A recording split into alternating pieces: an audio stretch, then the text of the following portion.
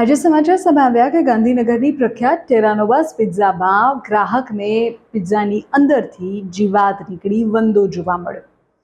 તમને થશે કે આવું તો વારંવાર બને છે, પણ ક્યારેય વિચાર્યું છે કે આવું કેમ બને છે? ક્યાં કચાશ રહી જાય છે? આરોગ્ય વિભાગ એવું તે શું નથી કરતું કે જેના કારણે આવી ઘટનાઓ વારંવાર બને છે? તે મારે તમને કહેવું છે, પણ એ મુદ્દા પર આવીએ એ પહેલાં થોડા બીજા અન્ય મુદ્દાઓને જોઈ લઈએ। સૌથી પહેલાં તો સ્ટાફ અને ટ્રેનિંગનો અભાવ। મોટાભાગની ફાસ્ટફૂડ ચેઇન્સ અને રેસ્ટોરન્ટ્સમાં કિચન સ્ટાફ અને હેલ્પર્સ વારંવાર બદલાય। નવા આવતા સ્ટાફને ફૂડ સેફ્ટી અને હાઇજીન અંગે પૂરતી પ્રોફેશનલ ટ્રેનિંગ જ ના આપવામાં આવે અને કામે લગાડી દેવામાં આવે। આ સિવાય બીજો મહત્વનો મુદ્દો છે કાચા માલનું બલ્ક સ્ટોરેજ। જ્યારે આવી રેસ્ટોરન્ટમાં આપણે જમવા જઈએ ત્યારે આપણને ખબર હતી, પણ લોટ, ચીઝ, સોસ, શાકભાજીનો જથ્થો બલ્કમાં સ્ટોર કરવામાં આવે, વધુ પ્રમાણમાં સ્ટોર કરવામાં આવે। જો સ્ટોરેજ એરિયા અથવા કોલ્ડ સ્ટોરેજમાં પ્રોપર વેન્ટિલેશન કે પેસ્ટ કંટ્રોલ ન હોય તો ધનેડા થાય, ઈયળ થાય, વંદા જેવા જીવજંતુઓ પણ ઝડપથી પ્રવેશી જાય। ઘણીવાર પેકિંગ ખોલતી વખતે જ આ જીવાત અંદર પ્રવેશી જાય। ત્રીજું, ઓવર પ્રેશર અને ફાસ્ટ ફૂડ કલ્ચર। વીકેન્ડ્સ કે તહેવારોમાં જ્યારે ઓર્ડર્સનું પ્રેશર ખૂબ વધારે હોય ત્યારે ઝડપથી ઓર્ડર પૂરો કરવાના ચક્કરમાં જ કિચન સ્ટાફ ક્વોલિટી ચેક જ ન કરે, ઉતાવળમાં બેઝ તૈયાર કરે, ટોપિંગ્સ નાખે, બેક કરવા દરમિયાન પણ ઝીણી ઝીણી જીવાત પર ધ્યાન જ ના જાય। ચોથું છે ખામીયુક્ત પેસ્ટ કંટ્રોલ। નિયમ મુજબ દરેક કમર્શિયલ કિચનમાં દર મહિને કે પખવાડિયે પ્રોફેશનલ પેસ્ટ કંટ્રોલ થવું અનિવાર્ય છે, પણ કેટલી જગ્યાએ જાય છે? આપણે જોઈએ જ છીએ આપણી આસપાસની જગ્યાઓમાં। ખર્ચ બચાવવા માટે અથવા તો આળસના કારણે નિયમિતતા જળવાય નહીં અને કિચનના ખૂણાઓમાં ડ્રેનેજની લાઇનની આસપાસ જીવાતોનો ઉપદ્રવ વધી જાય। પાંચમો મુદ્દો છે ઓડિટ અને મોનિટરિંગમાં ઢીલાશ। રેસ્ટોરન્ટના પોતાના ઇન્ટરનલ ક્વોલિટી ઓડિટર્સ દરરોજ કડક ચેકિંગ કરતા નથી।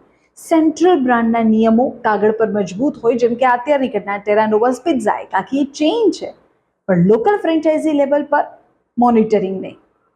છઠ્ઠું મહત્વનો મુદ્દો કડક સજા કે કાયમી લાયસન્સ રદ થવાનો ડર જ નથી। સૌથી મોટું કારણ એ છે કે જ્યારે આવી કોઈ ઘટનાઓ બને ત્યારે ફૂડ વિભાગ આવીને થોડા દિવસ માટે તો આઉટલેટ સીલ કરી જાય, સમાચારોમાં છવાઈ જાય, અખબારોમાં હેડલાઇન્સ બની જાય, થોડો દંડ પણ વસૂલી લે, વહીવટી દંડ, અને પછી શું? ફરી થોડા દિવસોમાં એ પ્રક્રિયા શરૂ થઈ જાય। કાયદાકીય પ્રક્રિયા લાંબી ચાલતી હોવાથી માલિકોમાં કાયમી દુકાન બંધ થઈ જવાનો કે જેલ ભેગા થવાનો ડર રહેતો નથી। આવું કંઈ જ ન થતું હોય, કાયમી આઉટલેટ બંધ ન થતું હોય કે ન તો એ માલિકને જેલ હવાલે કરવામાં આવે, કારણ કે ઘટનાઓ તો ખૂબ ગંભીર છે। લોકોના સ્વાસ્થ્યથી વધુ સારું શું હોઈ શકે?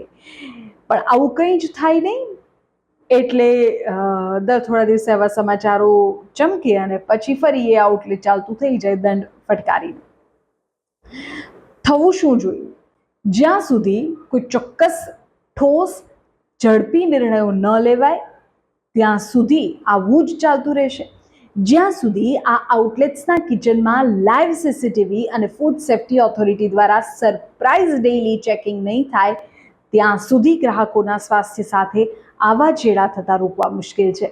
શું તમને લાગે છે કે તમે જે રેસ્ટોરન્ટમાં જમવા જાઓ છો ત્યાંના કિચનમાં સીસીટીવી હોવા જોઈએ? એ સીસીટીવીનું આઉટપુટ તમને બહાર મળવું જોઈએ। તમે જ્યાં બેસીને જમો છો ત્યાંથી તમને દેખાવું જોઈએ કે અંદર કેવી રીતે બને છે।